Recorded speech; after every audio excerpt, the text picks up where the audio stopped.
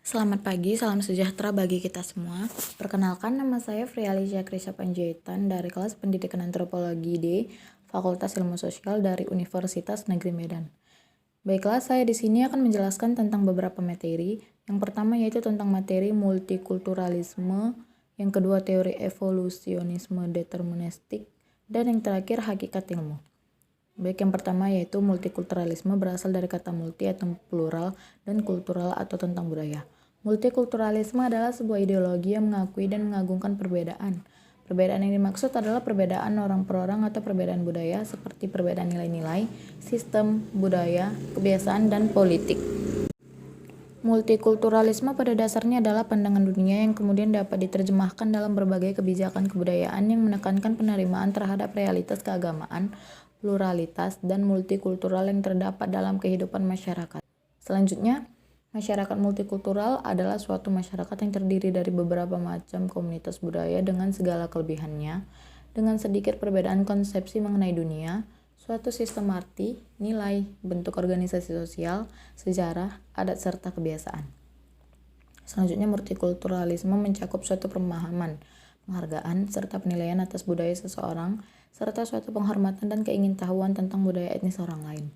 Sebuah ideologi yang mengakui dan mengagungkan perbedaan dalam kesederajatan baik secara individual maupun secara kebudayaan.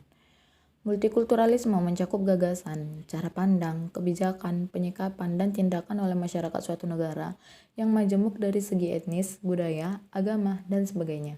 Namun mempunyai cita-cita untuk mengembangkan semangat kebangsaan yang sama dan mempunyai kebanggaan untuk mempertahankan kemajemukan tersebut. Seorang tokoh yang bernama Pareik membedakan 5 macam multikulturalisme. Yang pertama yaitu multikulturalisme isolasionis, yang mengacu pada masyarakat di mana berbagai kelompok kultural menjalankan hidup secara otonom dan terlibat dalam interaksi yang hanya minimal satu sama lain.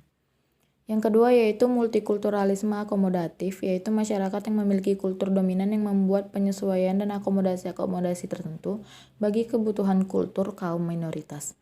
Masyarakat ini merumuskan dan menerapkan undang-undang hukum dan ketentuan-ketentuan yang sensitif secara kultural dan memberikan kebebasan kepada kaum minoritas untuk mempertahankan dan mengembangkan kebudayaan mereka. Begitupun sebaliknya, kaum minoritas tidak menantang kultur dominan. Multikulturalisme ini diterapkan di beberapa negara Eropa. Yang ketiga, multikultural otonomis. Masyarakat plural di mana kelompok-kelompok kultural utama berusaha mewujudkan kesetaraan atau equality dengan budaya dominan dan menginginkan kehidupan otonom dalam rangka politik yang secara kolektif bisa diterima. Perhatian pokok-pokok kultural ini adalah untuk mempertahankan cara hidup mereka yang memiliki hak yang sama dengan kelompok dominan. Mereka menantang kelompok dominan dan berusaha menciptakan suatu masyarakat di mana semua kelompok bisa eksis sebagai mitra sejajar. Yang keempat yaitu multikulturalisme kritikal atau interaktif, yakni masyarakat plural di mana kelompok-kelompok kultural tidak terlalu terfokus atau konkret dengan kehidupan kultural otonom, tetapi lebih membentuk penciptaan kolektif yang mencerminkan dan menegaskan perspektif-perspektif distinktif mereka.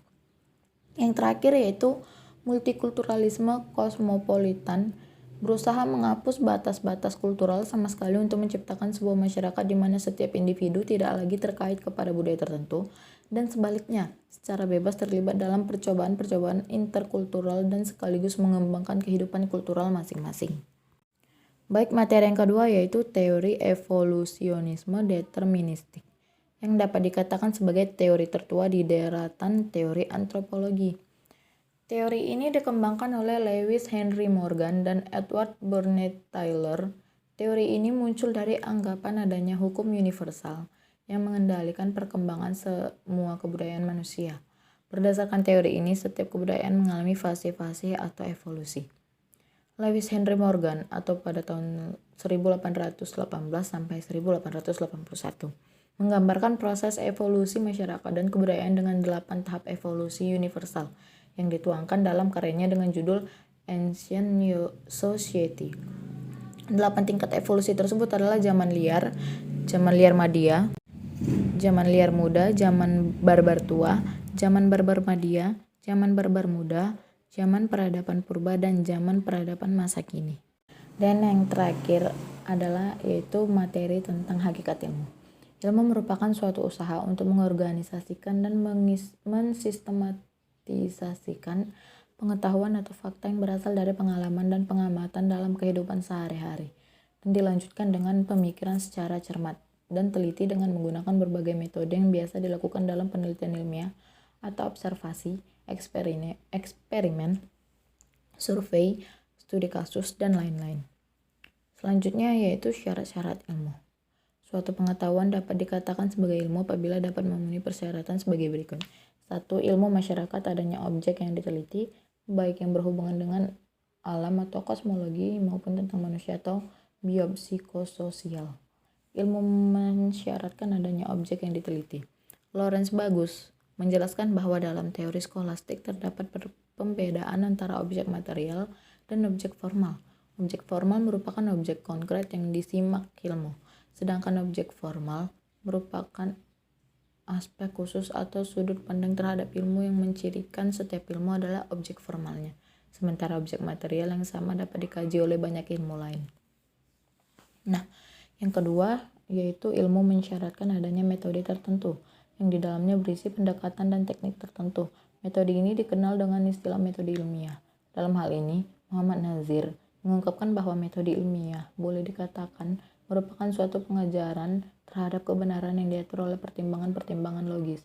Karena ideal dari ilmu adalah untuk memperoleh interrelasi yang sistematis dari fakta-fakta.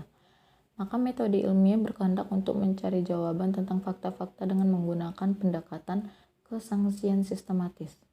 Almak mengatakan bahwa metode ilmiah adalah cara menerapkan prinsip-prinsip logis terhadap penemuan, pengesahan, dan penjelasan kebenaran. Sedangkan Ostley berpendapat bahwa metode ilmiah adalah pengejaran terhadap suatu untuk memperoleh sesuatu interrelasi. Yang ketiga yaitu pokok permasalahan atau subject matter atau focus of interest. Ilmu mensyaratkan adanya pokok permasalahan yang akan dikaji. Mengenai focus of interest ini, Hussein Al-Kaf dalam kuliah filsafat Islam di Yayasan Pendidikan Islam Al-Jawad menjelaskan bahwa ketika masalah-masalah itu diangkat dan dibedah dengan pisau ilmu, maka masalah-masalah yang sederhana tidak menjadi sederhana lagi. Masalah-masalah itu akan berubah dari sesuatu yang mudah menjadi sesuatu yang sulit, dari sesuatu yang sederhana menjadi sesuatu yang rumit atau complicated. Oleh karena masalah-masalah itu dibawa ke dalam pembedahan ilmu, maka ia menjadi sesuatu yang diperselisihkan dan diperdebatkan. Perselisihan tentangnya menyebabkan perbedaan dalam cara memandang dunia atau world view, sehingga pada gilirannya muncul perbedaan ideologi atau Hussein Al-Kaf filsafat ilmu. Nah, yang ketiga ada karakteristik ilmu. Randall dan Buchler mengemukakan beberapa ciri umum ilmu, yaitu yang pertama adalah hasil ilmu bersifat akumulatif dan merupakan milik bersama. Yang kedua, hasil ilmu kebenarannya tidak mutlak dan bisa terjadi kekeliruan. Dan yang ketiga, objektif tidak bergantung pada pemahaman secara pribadi. Pendapat senada diajukan oleh Ralph Ross dan Ernst van den Hang bahwa ilmu memiliki sifat-sifat rasionalis, empiris, umum, dan akumulatif. Sementara dari apa yang dikemukakan oleh Lawrence Bagus tentang pengertian ilmu dapat diidentifikasikan bahwa salah satu sifat ilmu adalah koheren, yakni tidak kontradiksi dengan kenyataan. Sedangkan berkenaan dengan metode pengembangan ilmu, ilmu memiliki ciri-ciri dan sifat-sifat yang reliable, valid, dan akurat. Artinya, usaha untuk memperoleh dan mengembangkan ilmu dilakukan melalui pengukuran dengan menggunakan alat ukur yang memiliki keterandalan dan keabsahan yang tinggi, serta penarikan kesimpulan yang memiliki akurasi dengan tingkat signifikansi yang tinggi pula, bahkan dapat memberikan daya prediksi atas kemungkinan-kemungkinan suatu hal. Sementara itu, Ismaun mengetengahkan sifat atau ciri-ciri ilmu sebagai berikut. 1. Yaitu objektif. Ilmu berdasarkan hal-hal yang objektif dapat diamati dan tidak berdasarkan pada emosional subjektif. Yang kedua, koheren. Pernyataan atau susunan ilmu tidak kontradiksi dengan kenyataan. Yang ketiga, yaitu reliable. Produk dan cara-cara memperoleh ilmu dilakukan melalui alat ukur dengan tingkat keterandalan atau reliabilitas tinggi. Keempat, valid. Produk dan cara-cara memperoleh ilmu dilakukan melalui alat ukur dengan tingkat keabsahan atau validitas yang tinggi, baik secara internal maupun eksternal. Yang kelima, memiliki generalisasi. Suatu kesimpulan dalam ilmu dapat berlaku umum. 6. Akurat. Penarikan kesimpulan memiliki keakuratan atau akuransi yang tinggi. Dan yang terakhir yaitu dapat melakukan prediksi ilmu, dapat memberikan daya prediksi atas kemungkinan-kemungkinan suatu hal. Sekian penjelasan tentang materi yang saya sampaikan. Jika ada kesalahan kata dari saya mohon maaf. Terima kasih. Selamat pagi.